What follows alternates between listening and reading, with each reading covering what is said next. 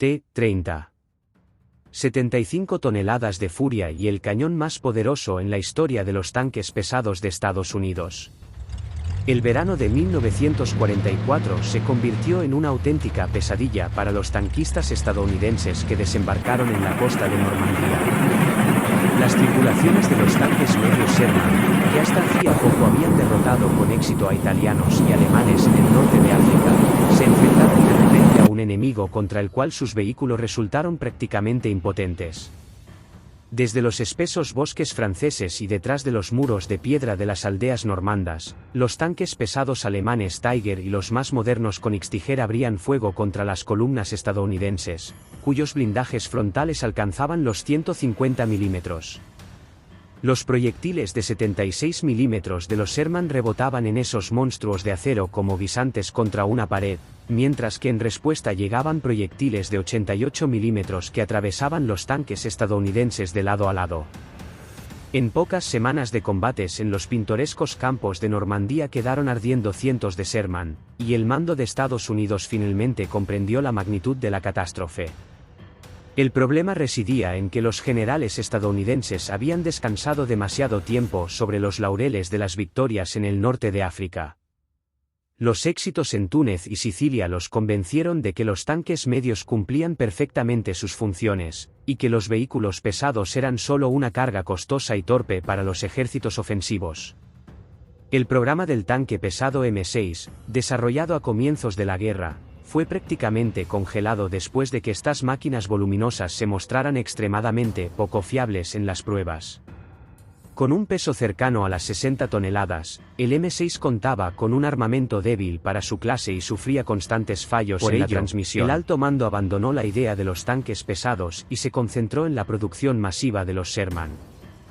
Este error costó la vida de miles de tanquistas estadounidenses durante los meses de verano de 1944. El pánico se apoderó del liderazgo militar estadounidense a finales de julio, cuando quedó claro que el material disponible no podía enfrentarse en igualdad de condiciones a los tanques pesados alemanes.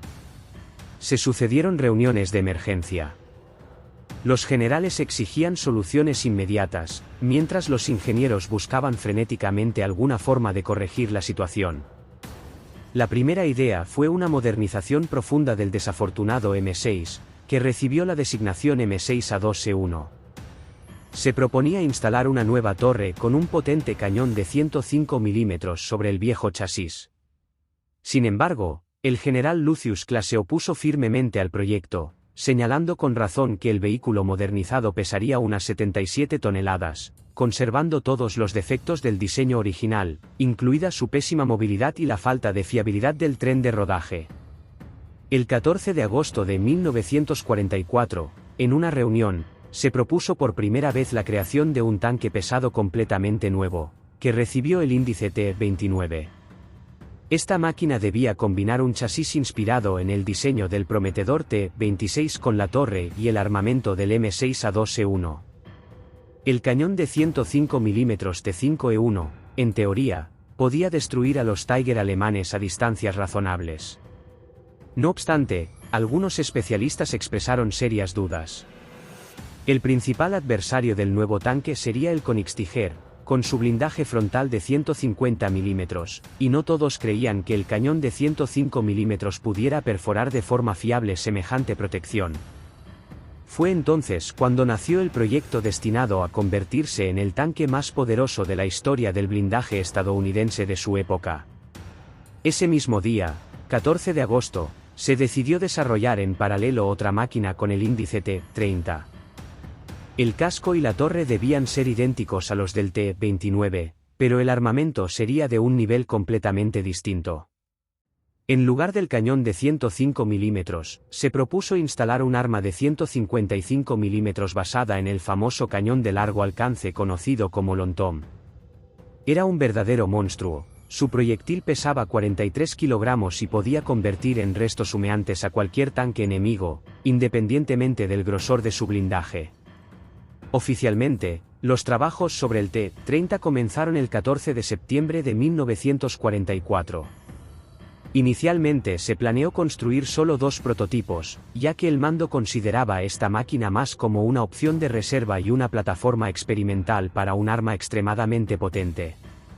A diferencia del T-29, cuya producción en serie se estimaba en unas 100 unidades, el T-30 nunca estuvo destinado a la fabricación masiva.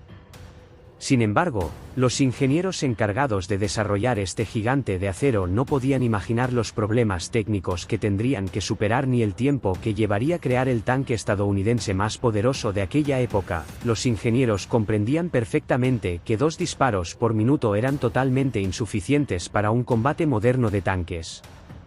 El trabajo de 2 cargadores en el espacio reducido de la torre, manipulando proyectiles y cargas extremadamente pesados, resultaba increíblemente agotador.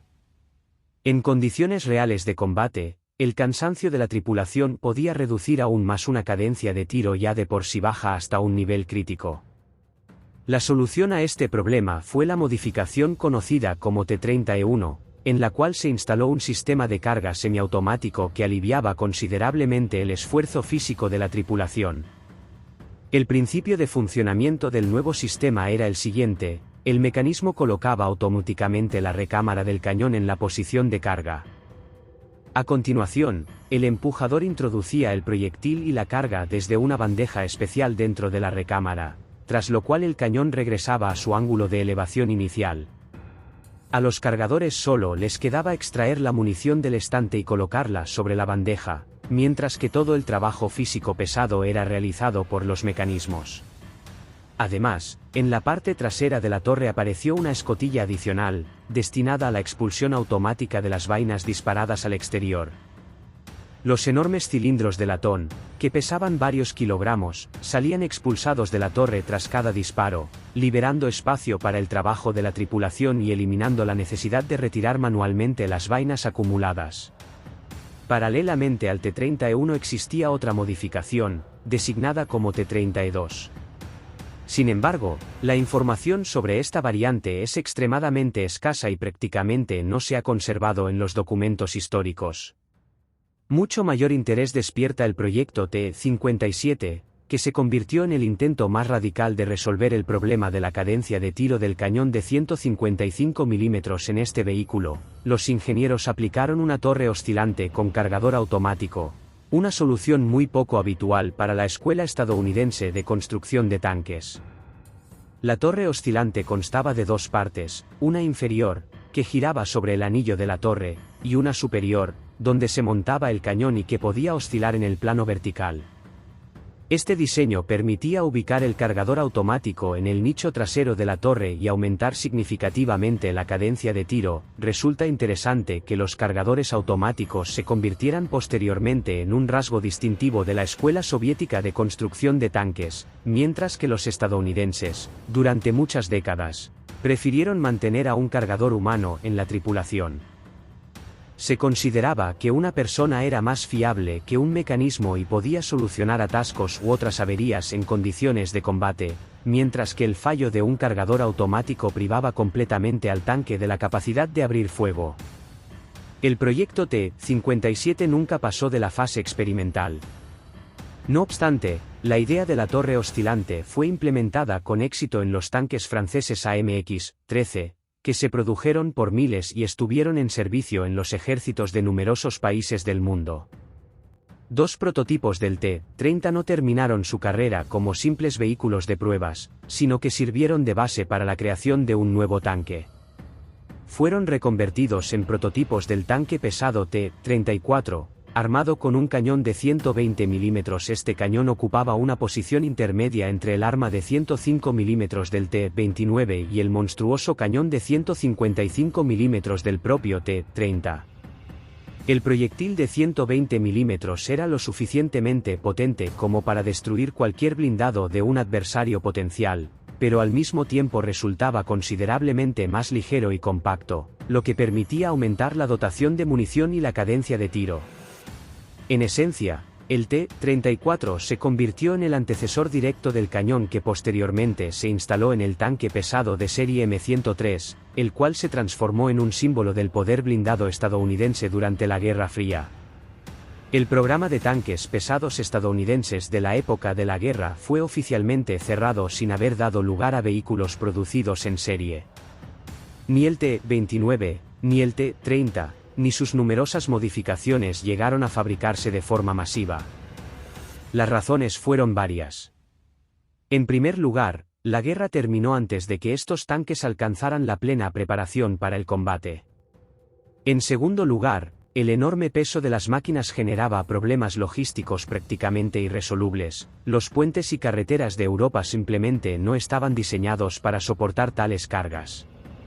En tercer lugar, el transporte ferroviario requería plataformas especiales y consumía demasiado tiempo. Incluso la velocidad máxima en carretera no superaba los 35 km por hora, y en terreno accidentado estos gigantes apenas avanzaban, incapaces de seguir el ritmo de vehículos más ligeros y maniobrables.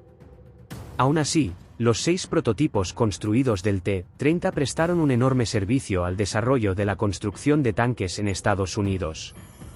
4 de ellos han llegado hasta nuestros días y se conservan en distintos museos y emplazamientos conmemorativos.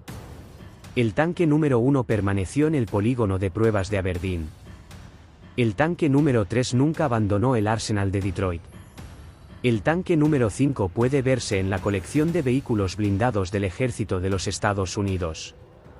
Y el tanque número 6 se encuentra en Fort Jackson. Estos gigantes de acero, armados con los cañones más poderosos de su tiempo, permanecen inmóviles sobre pedestales como monumentos al genio de la ingeniería y a las ambiciones de una época, cuando los diseñadores creían que cuanto más grande era el tanque y más potente su cañón, más cerca estaría la victoria en el campo de batalla.